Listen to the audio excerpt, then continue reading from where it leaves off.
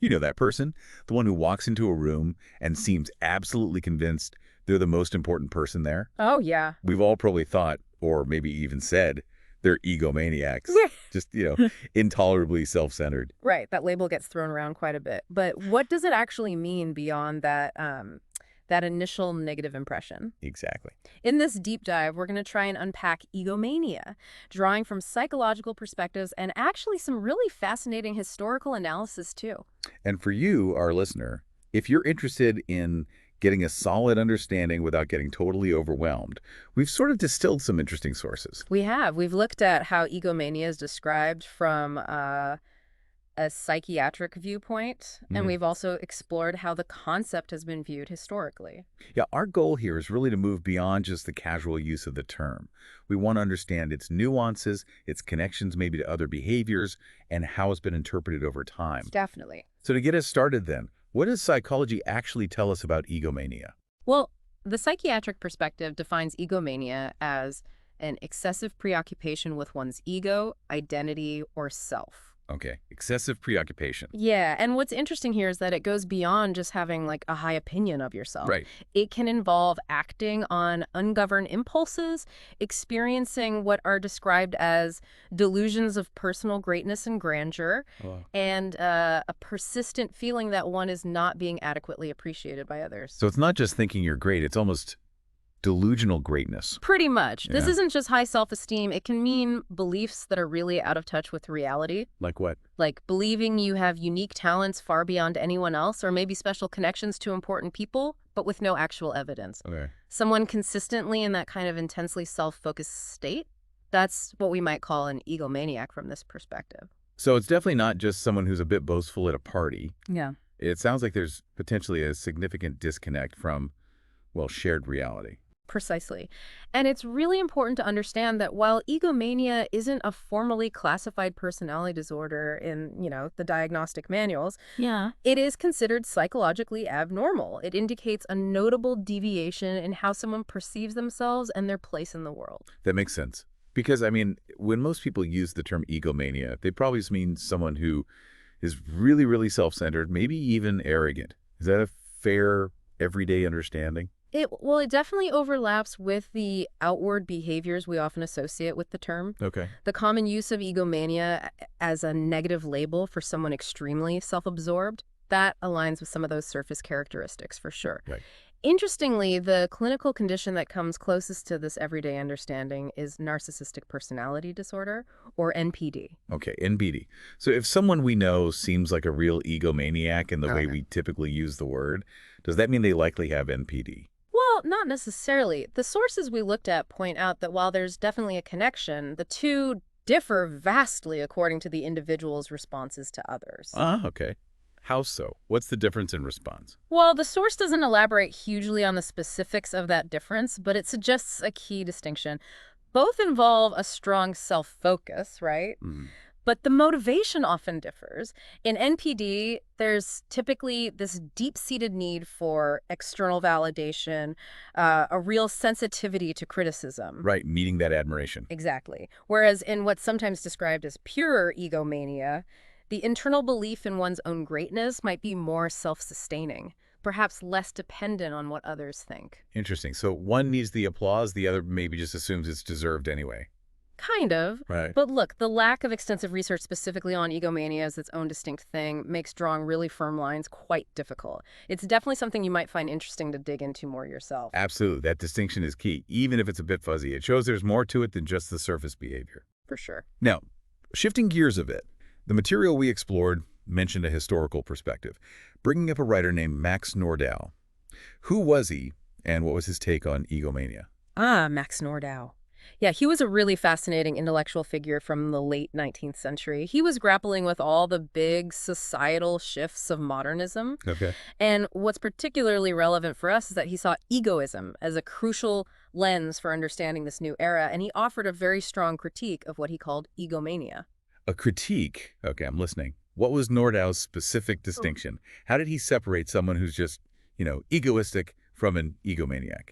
Nordau drew a very clear line, actually. He described egoism as essentially a lack of amiability. Just not very nice. Pretty much. Someone maybe not pleasant or Fun. considerate, but still capable of perceiving reality with some accuracy. Okay.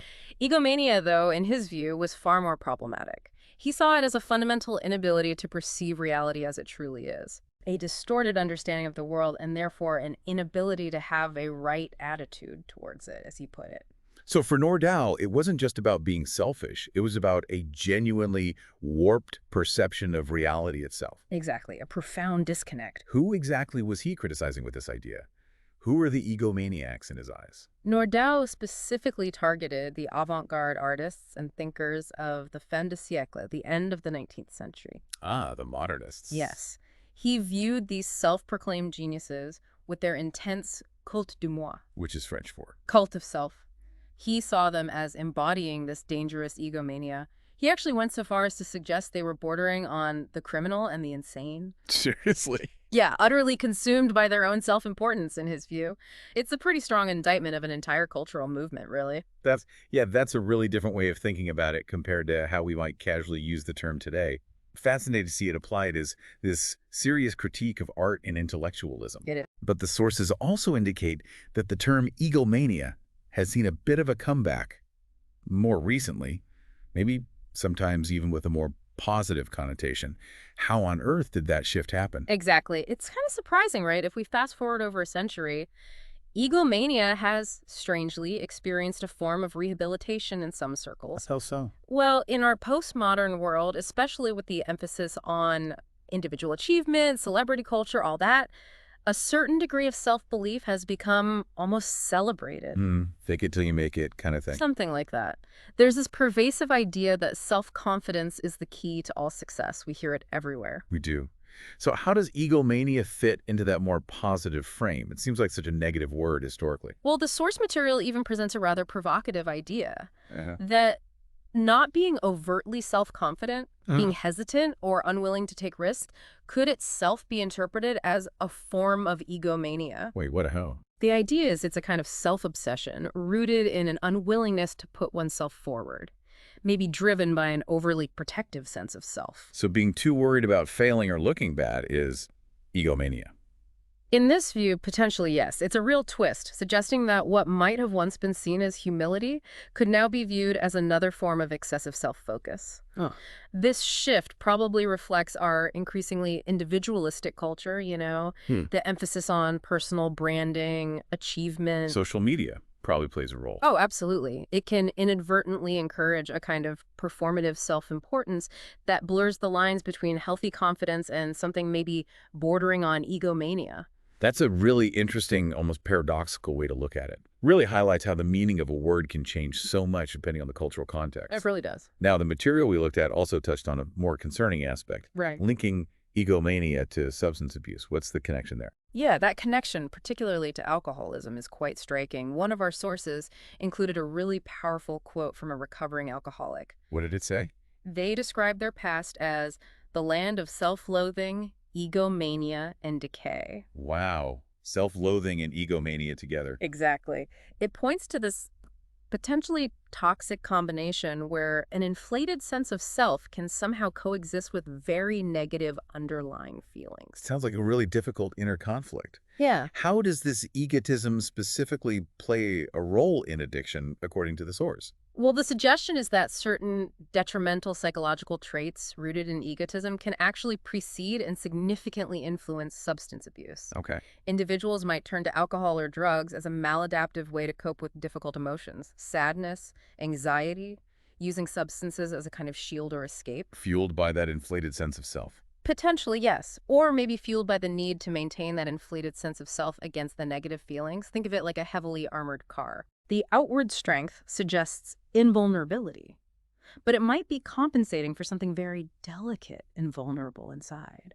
So it's not just about the substance itself, but maybe about managing an underlying fragility through this false sense of control or power. Precisely. And this leads to a really critical point highlighted in the source: the inherent danger associated with egomania. The danger being. Because Underneath the apparent overconfidence and bravado lies a fragile personality, often driven by these grandiose fantasies of boundless success or power. Right, those delusions we mentioned earlier. Exactly. And this constant need maybe for external validation or maybe just internal reinforcement of these fantasies and the pursuit of these often unrealistic ideals, Hmm. it can set someone up for significant emotional distress. And potentially lead to maladaptive coping, like substance abuse. That seems to be the connection, yes. It really paints a picture of a potentially vulnerable inner world being masked by this outward grandiosity. Okay, so to quickly recap for everyone listening, we've explored the psychiatric definition of egomania, that excessive preoccupation. We've talked about the important differences between that clinical idea and how we might use the term every day, maybe closer to NPD, but still distinct. Right.